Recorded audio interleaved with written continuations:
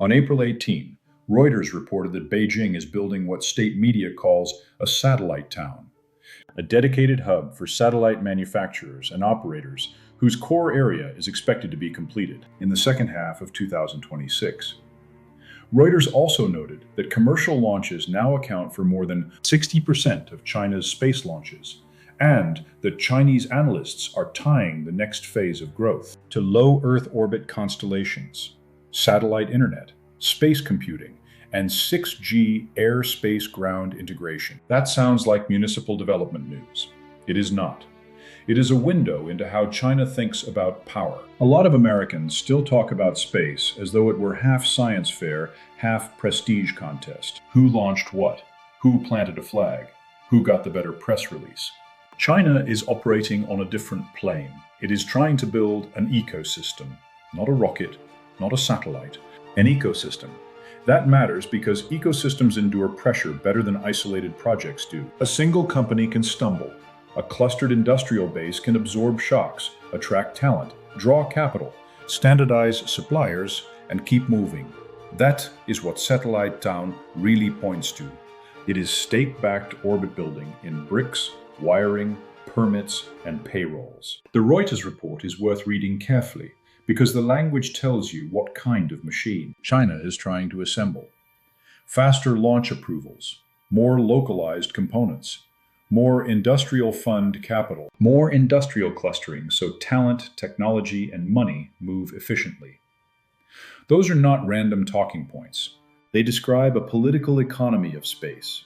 China is trying to reduce friction across the entire chain, from financing to manufacturing to launch to downstream services. Washington often treats these pieces as separate policy conversations. Beijing treats them like organs in the same body. That makes for fewer speeches about synergy and more actual alignment, which is annoying if you happen to be on the other side. And look at the areas Chinese analysts themselves say are driving sustained growth in 2026. Low Earth orbit constellation networking, satellite internet, space computing power, 6G air-space-ground integration. Those four items tell the whole story.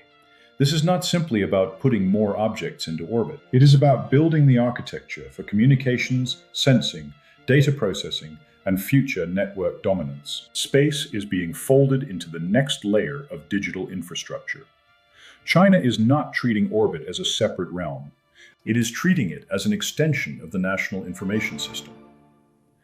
That last point matters more than it sounds. In March, China's government work report said the development of satellite internet would be expedited, and paired that with broader support for upgraded digital infrastructure, AI, and industrial internet programs. This was not some lonely city official in Beijing trying to make his district sound glamorous. This sits inside a larger national push to build new infrastructure in data, AI, and advanced manufacturing. In plain English, the central government is signaling that satellite internet belongs inside China's national agenda.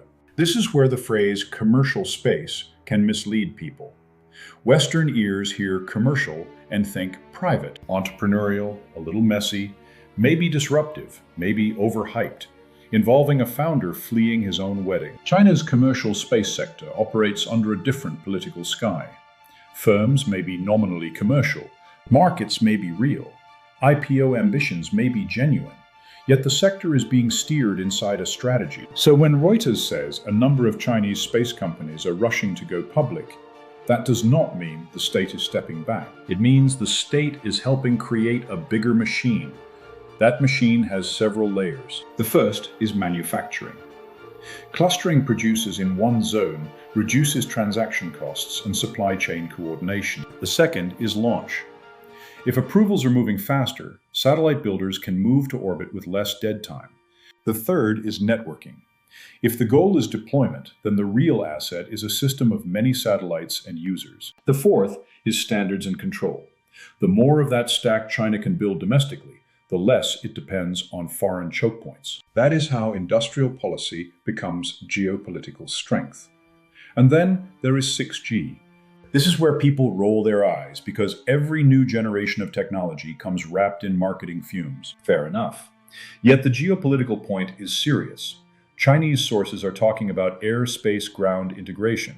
That means they are thinking beyond terrestrial telecom towers toward a layered network that includes satellites. If your model integrates orbital assets from the outset, space becomes part of the nervous system of national power. Miss that, and you end up discussing satellites like they are fancy weather vanes when they are drifting to the center. There is a military implication here too, even when the reporting uses mostly civilian language. Satellite internet, space-based computing, and domestic industrial capacity all have obvious dual-use value. The same ecosystem that supports commercial broadband also strengthens resilience in crisis. It expands familiarity with launch cadence. It normalizes constellations. It deepens supplier networks and engineering. It creates more operators and hardware for rapid scaling. In geopolitics, dual use is a polite phrase for strategic. That is why Satellite Town deserves more attention than it will get. Most people hear about industrial parks and their eyes glaze over. Fair enough. Industrial parks are not cinematic, yet industrial geography matters. Where companies cluster, supply chains thicken. Where supply chains thicken, production becomes faster.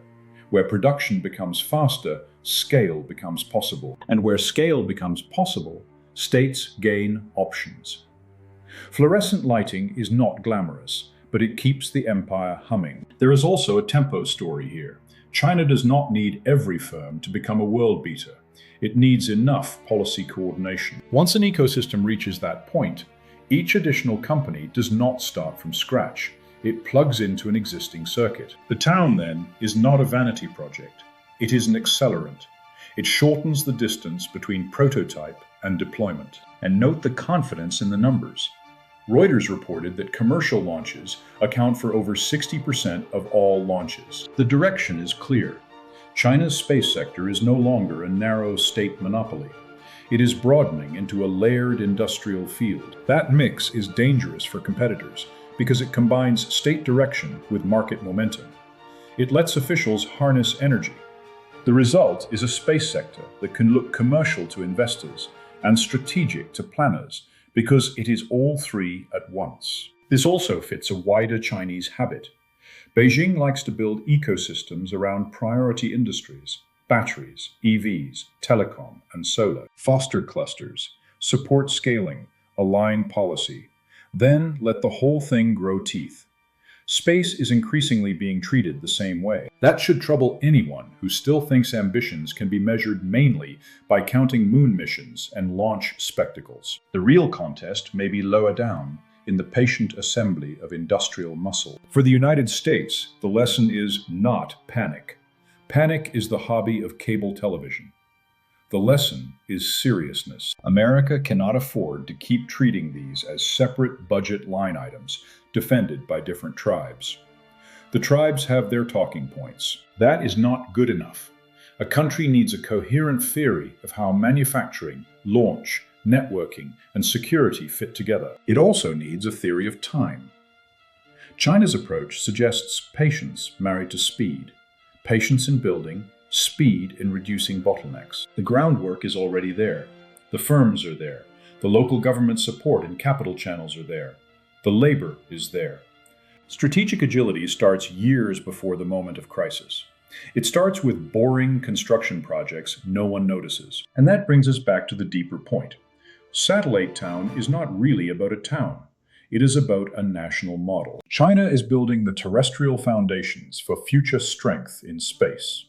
It is making orbit an industry, not an episode. It is making satellite internet and space-enabled communications part of its wider push into the next generation of networks. Once a state reaches that level of integration, its space sector stops looking like projects and starts looking like a production system. So when you hear that Beijing is building a satellite town, do not picture a cute municipal science district with a patriotic slogan. Picture an industrial node in a larger national machine. Picture launch, communications, computing, and finance in tighter formation. Picture a country preparing for a world where influence in orbit shapes influence on Earth. That is not a hobby. That is state-backed orbit building.